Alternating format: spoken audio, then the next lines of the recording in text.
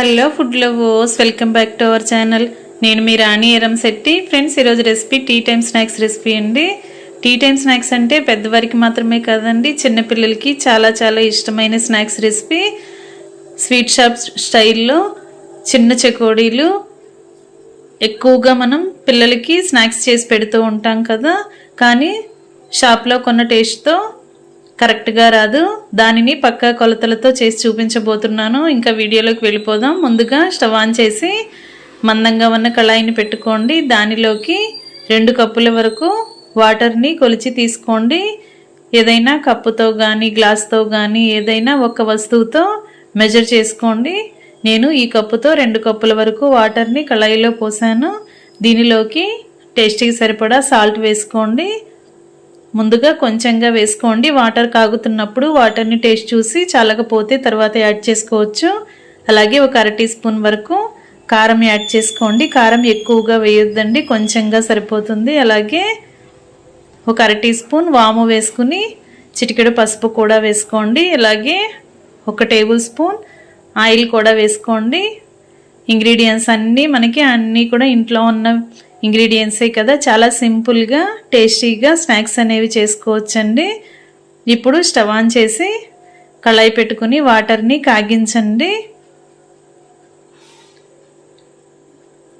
మందంగా ఉన్న పాత్ర అయితే పిండి ఉడుకుతున్నప్పుడు అడుగున అంటుకుపోకుండా ఉంటుంది. వాటర్ని ఒకసారి బాగా గరిటెతో కలుపుకొని కాగించండి. ఇలా వాటర్ కాగుతున్నప్పుడు వాటర్ని కొంచెంగా టేస్ట్ చేయండి. సాల్ట్ కానీ కారం కానీ మీ టేస్ట్కి తగ్గట్టుగా లేకపోతే ఈ టైంలో యాడ్ చేసుకోవచ్చు. నేను వేసిన ఇంగ్రీడియంట్స్ అన్నీ కూడా కరెక్ట్గా సరిపోయాయండి. ఇప్పుడు మనం ఏ కప్పుతో అయితే వాటర్ని కొలిచి తీసుకున్నామో అదే కప్పుతో 1 కప్పు వాటర్కి 1 కప్పు మైదా పిండి తీసుకుని వేసుకోండి. నేను 2 కప్పుల వాటర్తో స్నాక్స్ అనేవి చేయబోతున్నాను కాబట్టి 2 కప్పుల మైదా పిండిని కూడా వేస్తాను. ముందుగా 1 కప్పు వేసిన తర్వాత గరిటెతో వాటర్లో బాగా కలపండి. పిండి ఉండలనేవి ఎక్కడా లేకుండా వాటర్లో బాగా కలిసేంత వరకు కలపండి. 1 కప్పు బాగా కలిసిన తర్వాత 2 కప్పు కూడా అలా వాటర్లో వేసి గరిటెతో బాగా కలపాలి. మనం వాటర్లో ఆయిల్ వేసి కాగించాం కాబట్టి పిండి అనేది ఎక్కడా కూడా ఉండలు లేకుండా చాలా ఈజీగానే వాటర్లో కలిసిపోతుంది.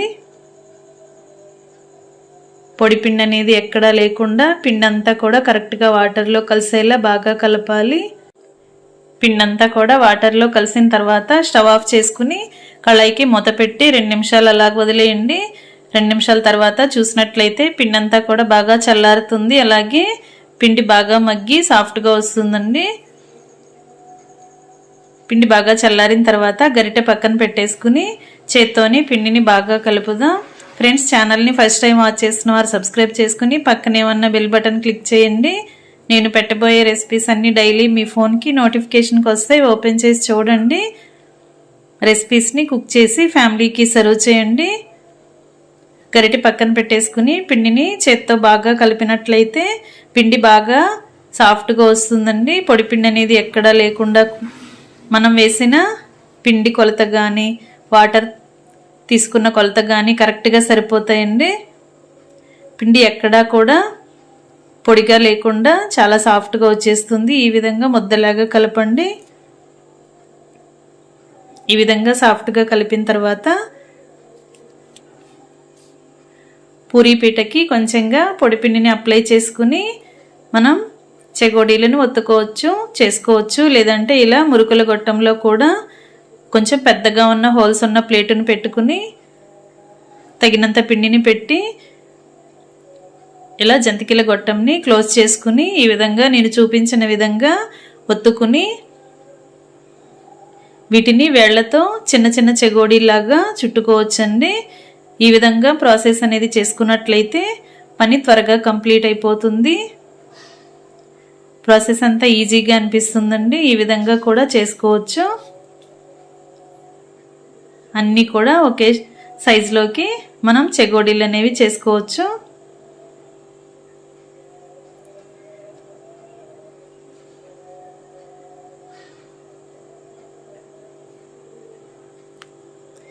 ఇలా ఒక్కొక్కటి కూడా వేలితో చుట్టుకుని అంటించి అంచులని ఓపెన్ అవ్వకుండా గట్టిగా నొక్కి మనం ఇలా ప్లేట్లోకి పెట్టుకోవటమే.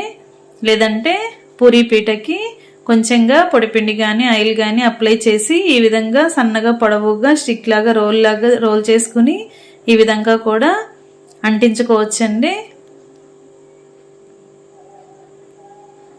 మీకు ఎలా ఈజీ అనిపిస్తే అలా చేసుకోండి.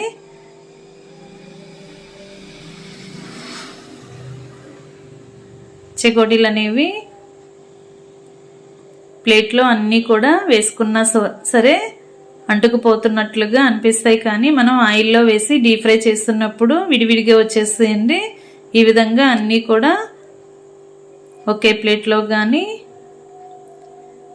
ఇలా డీప్ ఫ్రై చేసుకుని జల్లెడ గరిటె ఉంటుంది కదా, దానిలోకైనా కూడా మనం చేసి ముందుగానే ఇలా ప్రిపేర్ చేసి పెట్టుకున్నట్లయితే ఆయిల్లో డీప్ ఫ్రై చేస్తున్నప్పుడు ఒకేసారి ఆయిల్లో ఇలా డైరెక్ట్గా కళాయిలో ఈ గరిటెతోనే వేసేసుకోవచ్చు. పిండి మొత్తం కూడా చెగోడీలు చేసుకోవటం కంప్లీట్ అయిన తర్వాత స్టవ్ ఆన్ చేసి కళాయి పెట్టి డీప్ ఫ్రైకి సరిపడా ఆయిల్ పోసి ఆయిల్ కాగిన తర్వాత ఫ్లేమ్ని మీడియంలో పెట్టుకుని ఆయిల్కి పట్టినన్ని చెగోడీలను వేసుకుని డీప్ ఫ్రై చేసుకోవటమే. వేసిన వెంటనే గరిటె పెట్టకుండా 1 నిమిషం పాటు బాగా ఫ్రై అయిన తర్వాత గరిటెతో మొత్తం అన్నీ కూడా ఇలా కలుపుకుంటూ అన్నీ కూడా క్రిస్పీగా వచ్చేంత వరకు డీప్ ఫ్రై చేసి ఆయిల్ నుండి తీసేయండి. ఇదే విధంగా మిగిలిన వాటిని కూడా బ్యాచెస్ వైజ్గా కళాయిలో వేసి డీప్ ఫ్రై చేద్దాం. చెకోడీలు అంటే చిన్నపిల్లలకే కాదు పెద్దవారికి కూడా చాలా చాలా ఇష్టంగా అనిపిస్తుంది కదండి. టీ టైంలో ఏదైనా స్నాక్స్ తింటూ ఉంటాం, అలాంటి టైంలో ఈ చెకోడీలని ఎంజాయ్ చేస్తూ తినొచ్చు.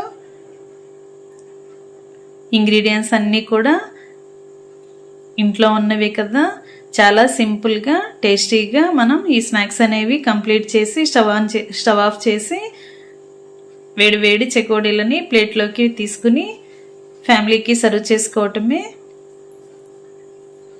నేను చెప్పిన కొలత ప్రకారం ఇంగ్రీడియంట్స్ని యాడ్ చేసి ఒకసారి చేసి చూడండి, మీకు కూడా క్రిస్పీగా టేస్టీగా వస్తాయి. అన్నీ కంప్లీట్ అయిపోయిన తర్వాత సర్వ్ చేసుకోవటమే. Thanks for watching. నేను మీ రాణి ఎర్రంశెట్టి.